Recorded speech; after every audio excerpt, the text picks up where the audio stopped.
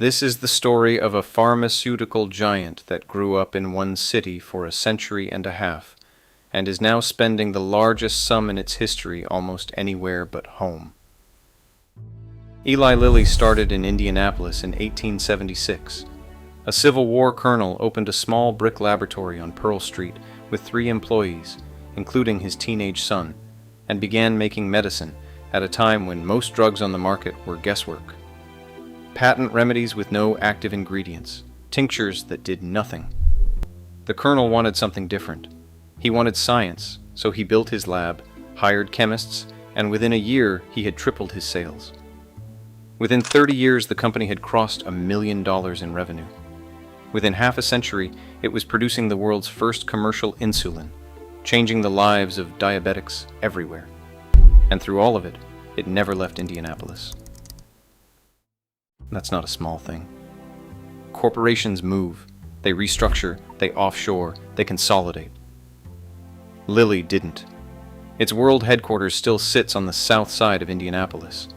The personal cursive signature of Colonel Eli Lilly is still the company's logo.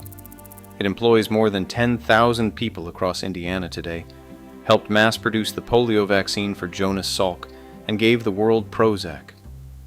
In 2025, it became the first healthcare company on Earth to reach a $1 trillion market valuation, sitting in the same city where the Colonel opened that brick lab on Pearl Street 150 years ago. So when Lilly announced the biggest capital commitment in its entire history, it was reasonable to assume the money would flow toward the city that built it. It didn't. In early 2025, CEO David Ricks walked into a press conference in Washington, D.C.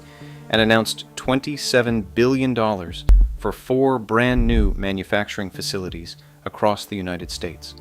3 of them would produce active pharmaceutical ingredients, the foundational chemistry inside the drug. The 4th would expand the company's capacity for injectable therapies. Together, the projects would generate roughly 3,000 permanent jobs and 10,000 construction positions during build-out. It more than doubled everything Lilly had committed to U.S. manufacturing since 2020, pushing the company's 5-year domestic total past $50 billion. Ricks framed the investment as a reshoring commitment, bringing pharmaceutical production back to American soil at a scale the industry had not seen in decades. But here's the detail that changed everything for every city that wanted a piece of this. At that Washington press conference, Lilly did not announce where the plants would go. It said only that it was in active negotiations with several states, and that the specific locations would be revealed later. In other words, the company that Indianapolis had called home for 150 years was opening an auction. And Indianapolis had to enter that auction like every other state in the country. Watch where the bids were accepted. The first site announced was Huntsville, Alabama. More than $6 billion for a next-generation pharmaceutical manufacturing facility. State officials didn't call it the largest investment that year. They called it the largest industrial private investment ever made in the state of Alabama in its entire history. Construction is set to begin in 2026 and run through 2032. Lilly said Huntsville won because of its workforce, its infrastructure, and what they called its innovation culture. A city built around rocket science and defense technology had just added pharmaceutical manufacturing to its identity, and it did it by outcompeting a field that included Lilly's own hometown. A significant portion of that Huntsville capacity is being built around orforglipron, Lilly's upcoming oral obesity pill, a once-daily tablet that doesn't require injection and could expand the GLP-1 market far beyond what Mounjaro and Zepbound have already unlocked. The second site was Houston, Texas. In September 2025, Governor Greg Abbott announced that Lilly would build an active pharmaceutical ingredient facility in Harris County worth more than $6.5 billion, creating more than 600 highly skilled jobs. Texas offered a grant from its enterprise fund and enrolled the project in a state incentive program designed exactly for wins like this. The Houston facility is also tied to the orforglipron pipeline and the broader GLP-1 receptor agonist build-out. Lilly needs to stay ahead in a market where rival Novo Nordisk, maker of Ozempic and Wegovy, has been competing for the same prescribers and the same shelf space. The state that had already been pulling corporate headquarters out of the Northeast and Midwest for a decade had just claimed one of the most significant pharmaceutical manufacturing projects in U.S. history. The third site was Lehigh Valley, Pennsylvania. $3.5 billion for a new injectable medicine and device manufacturing campus. 850 permanent jobs. And this one came with a detail that should have stung in Indianapolis. Lilly said the Lehigh Valley site was chosen from a field of more than 300 potential locations. Pennsylvania's governor called it historic. What made it particularly notable was a single sentence in the announcement. This would be the first Lilly manufacturing facility ever built in Pennsylvania. A company 150 years old with a $1 trillion valuation had just formed its first manufacturing relationship with an entire state. The relationship it skipped was the one it already had. Add those three plants together. $16 billion in Alabama, Texas, and Pennsylvania, and the drug connecting all of them is the same one you've almost certainly heard advertised.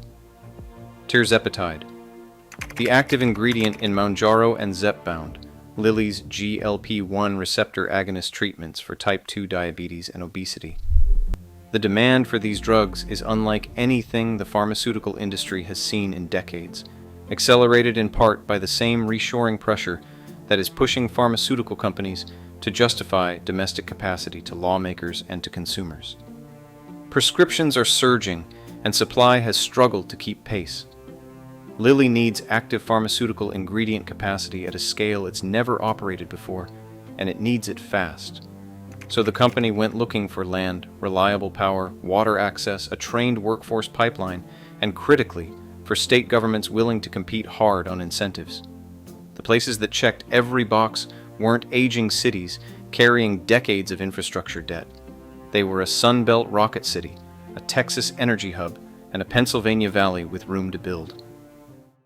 Now the story is more complicated than it first appears, because Indianapolis didn't lose everything. Lilly has invested more than $20 billion in Indiana since 2020. The centerpiece is a 600-acre campus in Lebanon, Indiana, about 30 miles northwest of downtown Indianapolis, inside a development zone called the LEAP Research and Innovation District. One genetic medicine facility there is already operational. A second complex, which Lilly calls the Medicine Foundry, is designed to do something no pharmaceutical campus has done before: conduct research and scale up manufacturing inside the same building, collapsing the timeline from lab discovery to patient supply. Lilly eventually pushed that Lebanon investment to $9 billion on its own. These aren't consolation prizes, they're genuine, significant facilities. But the pattern underneath the numbers tells a different story than the headline totals. What Indiana is getting is the intellectual infrastructure. The headquarters, the research campus, the innovation architecture, the facilities where Lilly invents things and figures out how to make them. What Alabama and Texas and Pennsylvania are getting is the production floor. The active ingredient megaplants, the facilities that run 3 shifts, that hire process engineers and lab technicians and equipment operators for 30 years, that generate the steady, compounding tax base that working cities depend on. The prestige went home. The manufacturing scale went to the highest bidder. That's what corporate loyalty looks like in 2026. Not a betrayal you can point to in a single announcement, not a factory closing overnight. Something quieter and harder to argue with. A company can spend 150 years in one place, give a city its identity, employ generations of the same families, become the most valuable healthcare corporation in the history of the world, and still put its largest industrial commitment up for open competition. And when the competition runs, the hometown wins some of it and loses the rest. Indianapolis will absorb this. It kept the headquarters, the global research and development footprint, the prestige address that still means something when Lilly talks to investors and recruits scientists. The city isn't hollowing out. But the question the Lilly expansion forces every city to ask is harder than whether any one deal landed well or badly. The question is what a company actually owes the place that made it. And the honest answer, the one the past 2 years of announcements has now confirmed, is not much. A company isn't a citizen. It doesn't carry gratitude on its balance sheet. When $27 billion is on the table, the calculus is land costs, incentive packages, labor supply, logistics, and regulatory speed. Emotional history doesn't show up in any of those columns. Huntsville offered the best deal for a $6 billion plant, so Huntsville got it. Texas offered the best deal for a $6.5 billion API facility, so Texas got it. Pennsylvania offered the best deal for $3.5 billion in injectable capacity, so Pennsylvania got it. And Indianapolis, the city that hosted this company since 1876, the city whose skyline Lilly helped build and whose civic institutions Lilly helped fund, watched 3 of the 4 largest manufacturing investments in its hometown company's history land somewhere else. That's not a story about one company making bad choices.